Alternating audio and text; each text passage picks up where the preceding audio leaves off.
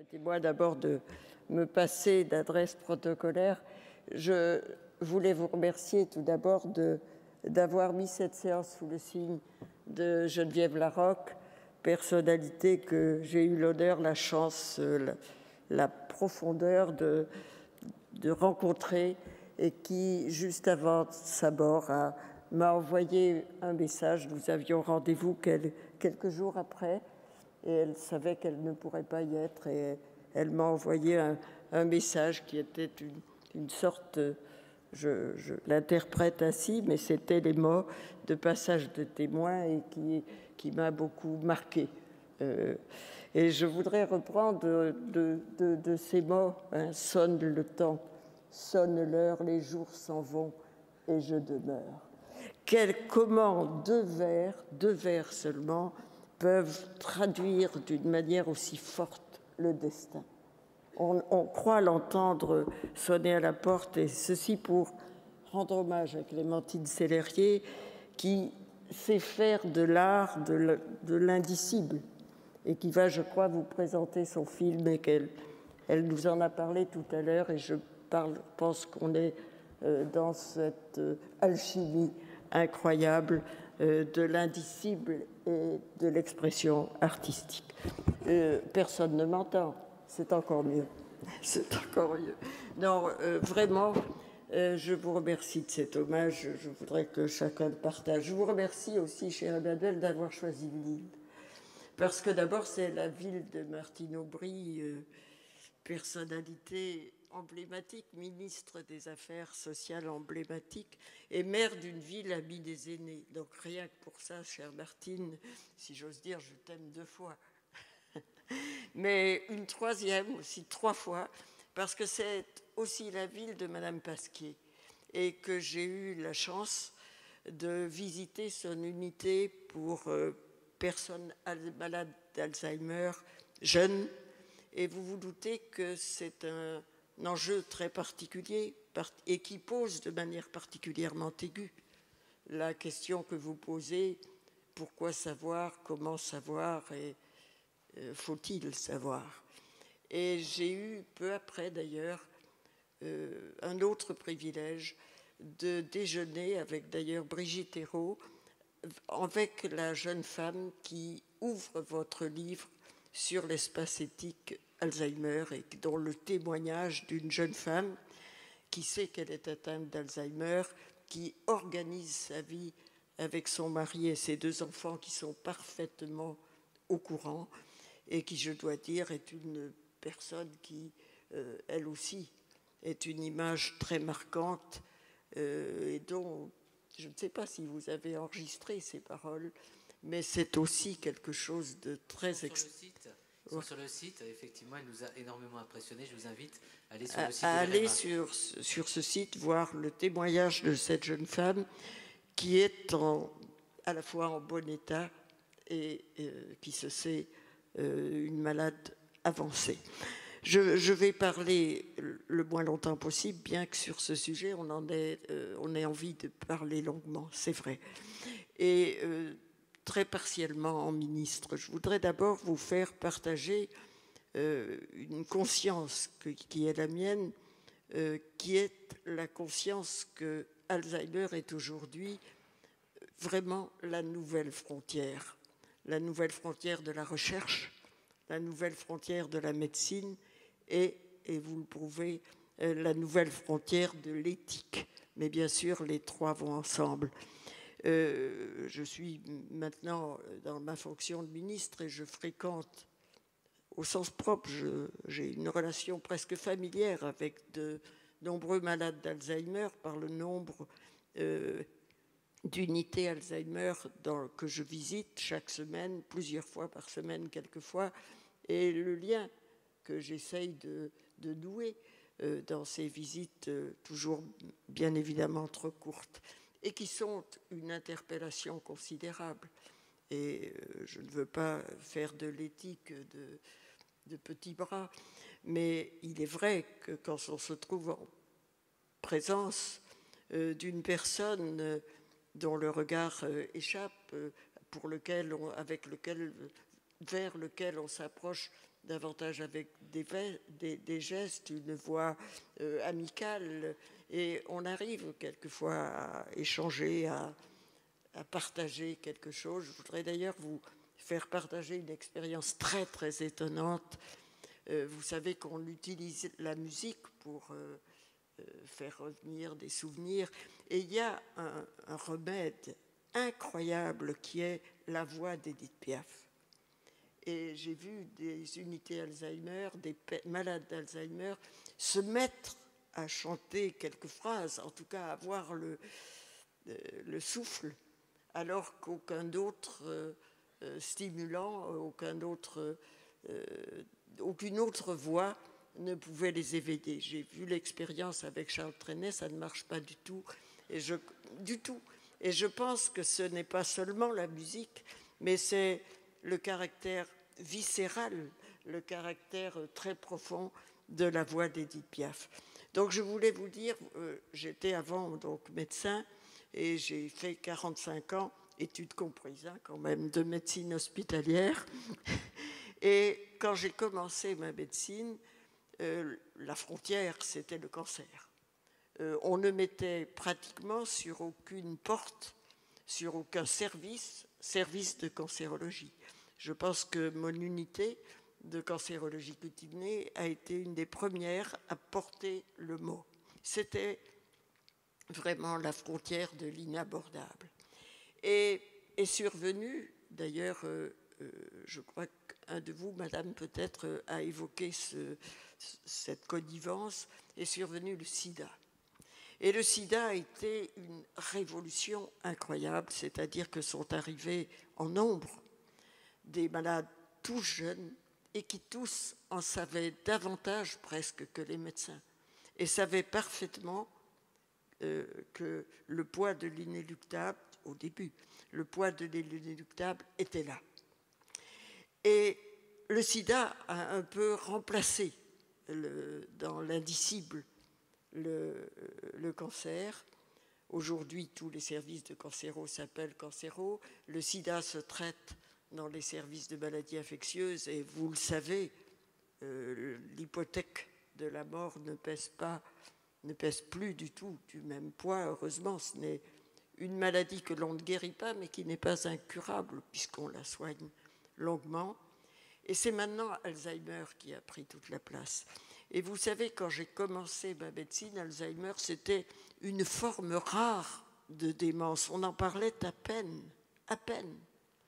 La maladie, pourtant, n'était pas jeune. Alois Alzheimer est un vieux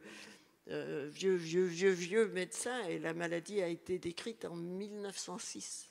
Et aujourd'hui, c'est en effet, vous le disiez, monsieur, en parlant, ne faisons pas perdre la dynamique Alzheimer, c'est en effet le mot qui fait lever l'oreille de la manière la plus forte à tous ceux qui l'écoutent et à ceux qui s'interpellent et qui s'interrogent sur leur devenir, sur le destin de l'homme. Je n'hésite pas à utiliser ces mots un peu pompeux, car c'est vraiment une maladie qui est, d'une part, et c'est pour ça que je suis là, puisque je suis la médecin, vous voyez, belle, la ministre des personnes âgées, mais bon, puissais-je en être aussi le médecin. C'est une maladie qui a vraiment une dimension tout à fait particulière. Premièrement, parce qu'elle est associée à l'âge, et donc elle évoque la crainte de la fin de vie. Et deuxièmement, parce qu'elle touche notre organe identitaire. C'est-à-dire, c'est comme si, ayant prolongé largement la vie, on l'avait trop prolongée, de telle manière que le cerveau s'en absente avant la fin qui pourrait paraître légitime, où l'heure sonne le jour, sonne le temps.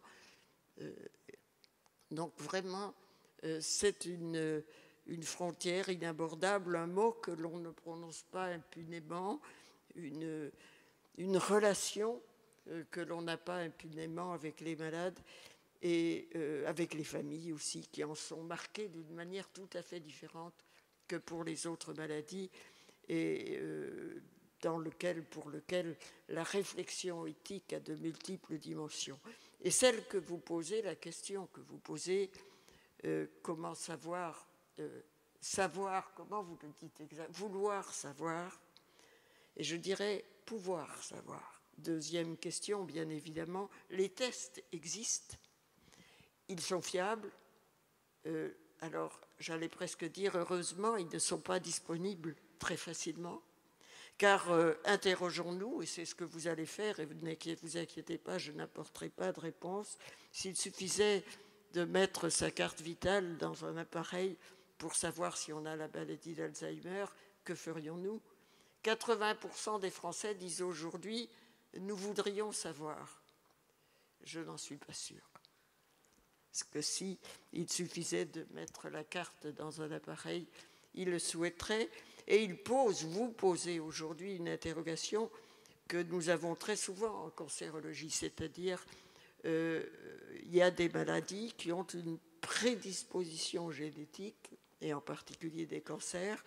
Faut-il faire une enquête familiale? Est-ce que ça a une incidence sur l'attitude pratique? C'est le cas, par exemple, pour certains cancers du côlon. Et là, bien sûr, nous répondons oui.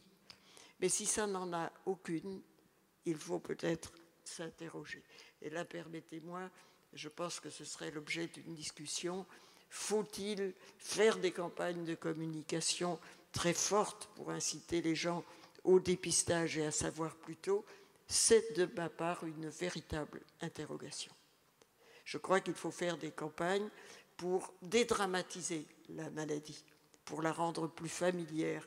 Il y avait, je vais m'arrêter après, je promets, et du moins pour le côté non ministériel, le reste je vais dire très vite, j'ai essayé du moins. Il y avait une campagne très belle de la Fondation pour la recherche sur la maladie d'Alzheimer, c'était une image d'un vieillard, le mot est un peu désuet, mais d'hommes et de femmes très âgés, et il y avait qui paraissaient actifs, qui dansaient pour l'une, et il y avait au-dessus « on peut l'avoir et être encore ». Et je trouve cette phrase superbe, peut-être est-ce qu'il avait soufflé. En tout cas, elle vous ressemble. Donc je vais maintenant parler très brièvement en ministre. Premièrement, pour dire qu'en effet, le plan Alzheimer, enfin le président de la République, je ne sais s'il va s'exprimer lui-même, en tout cas ça n'est pas annoncé officiellement, mais il a décidé de prolonger le plan.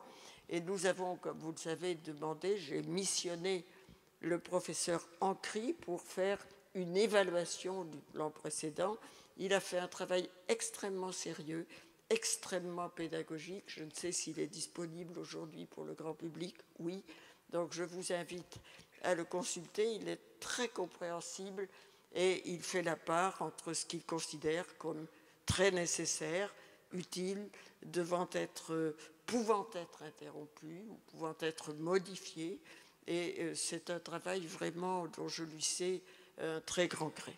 Deuxième point, vous m'avez interrogé, et c'est là je reprends non pas ma casquette, mais je change de blouse, si j'ose dire, et là je parle encore en médecin, sur la loi autonomie. La loi autonomie sera une loi beaucoup plus complète que la simple réforme de la dépendance, puisqu'elle va couvrir tout le champ de l'avancée en âge dans les 30 années qui correspondent maintenant à ce qu'on appelait la vieillesse, avec 3 temps, 3 volets, un volet d'anticipation, de prévention qui est véritablement le moteur de la loi, un volet d'adaptation de la société aux défis de la longévité et un troisième volet, celui qui nous concerne ici, d'accompagnement de la perte d'autonomie. Et bien évidemment, il y a 3 points qui nous intéressent. Cette loi sera prête, comme l'a demandé le président de la République à Lille d'ailleurs, le 25 janvier dernier, à la fin de l'année. J'oserais presque dire, elle est prête, mais elle n'a pas subi ces arbitrages que tous les ministres redoutent. Et trois ordres de données concernent particulièrement, bien évidemment, la maladie d'Alzheimer. Premièrement, l'aide, le soutien que l'on peut apporter au domicile de la personne, avec une amélioration des aides publiques et une évolution demandée au service d'aide à domicile au profit de l'autonomie, au profit d'une culture de l'autonomie. Un deuxième point qui est l'accompagnement et l'amélioration des aides pour les personnes en établissement, et c'est l'exigence que vous avez exprimée en disant qu'en effet, aujourd'hui, les maisons de retraite sont inaccessibles à une grande partie des classes moyennes. Et que, bien sûr, il y a le filet de sécurité de l'aide sociale, mais les familles, par l'aide qu'elles doivent apporter, le concours, sont quelquefois explosés.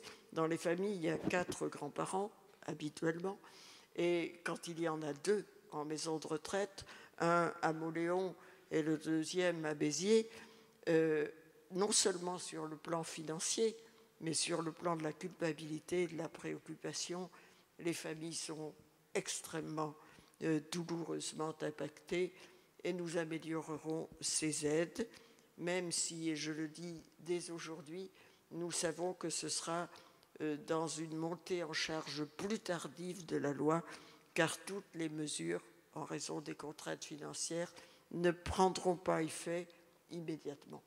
Troisième volet, c'est le volet qui concerne les aidants et l'amélioration, la volonté de dégager un droit au répit qui se traduise en mesures concrètes et financières, en allocations supplémentaires, pour leur permettre de confier leurs malades selon leurs souhaits, c'est-à-dire soit plusieurs fois en accueil de jour, soit en accueil temporaire, et de pouvoir se reposer, de pouvoir respirer, utilisons ce terme extrêmement simple, un moment. Voilà, je ne veux pas être trop longue, parce qu'autrement, Emmanuel Erich me fera revenir l'année prochaine en séance plénière, mais je suis d'accord, cher Emmanuel, comme vous me le demandez gentiment, j'accepte, je reviendrai.